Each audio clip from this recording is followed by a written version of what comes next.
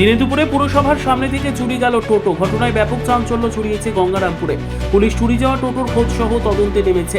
জানা গিয়েছে গঙ্গারামপুর থানার খয়েরবন গ্রামের বাসিন্দা জনাব আলী। পেশায় তিনি টোটো চালক। জনাবের ছেলে অসুস্থ হওয়ায় চিকিৎসা চলছে পুরসভা সংলগ্ন একটি বেসরকারি হাসপাতালে। বৃহস্পতিবার দুপুরে টোটো চালিয়ে জনাব ছেলে দেখতে আসে। টোটোটি 512 নম্বর জাতীয় সড়কের ধারে গঙ্গারামপুর পুরসভার সামনে রেখে হাসপাতালের ভেতরে যায়। ছেলেকে দেখে কিছুক্ষণ পর হাসপাতাল থেকে বেরিয়ে এসে দেখেন টোটো নেই। এরপর শুরু হয় খোঁজাখুঁজি।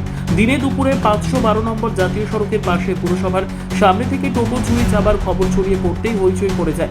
ভিড় জমে পুরসভার সামনে। খবর পেয়ে গঙ্গারামপুর থানার পুলিশ ঘটনাস্থলে ছুটে আসেন। সেই সঙ্গে চুরি যাওয়া টোটো উদ্ধারে নেমেছে পুলিশ। ছিলাম আর বেলা 12টা অবধি আমার টোটো ছিল বা 11:30 অবধি ছিল। আমি এখন যদি টোটো নিতে যাচ্ছি তো আমার টোটো নাই পুরসভার সামনে থেকে। কি মনে হয় টোটো কি হয়েছে? আমার ওয়াইন মোটর। কি মনে হয় টোটো কি হয়েছে? আমার মনে হয় চুরি হয়ে গেছে।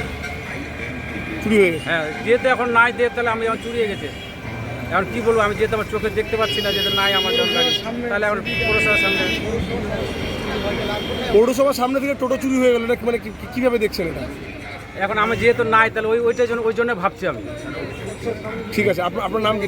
আমার নাম জুনাব। জনাব হ্যাঁ, আলী। জনাব আলী। বাড়ি কোথায়? বাড়ি কোথায় আপনার? বাড়ি আমার শিববাড়ি খয়েরবন। ব্যুরো রিপোর্ট, উত্তর বাংলা সংবাদ।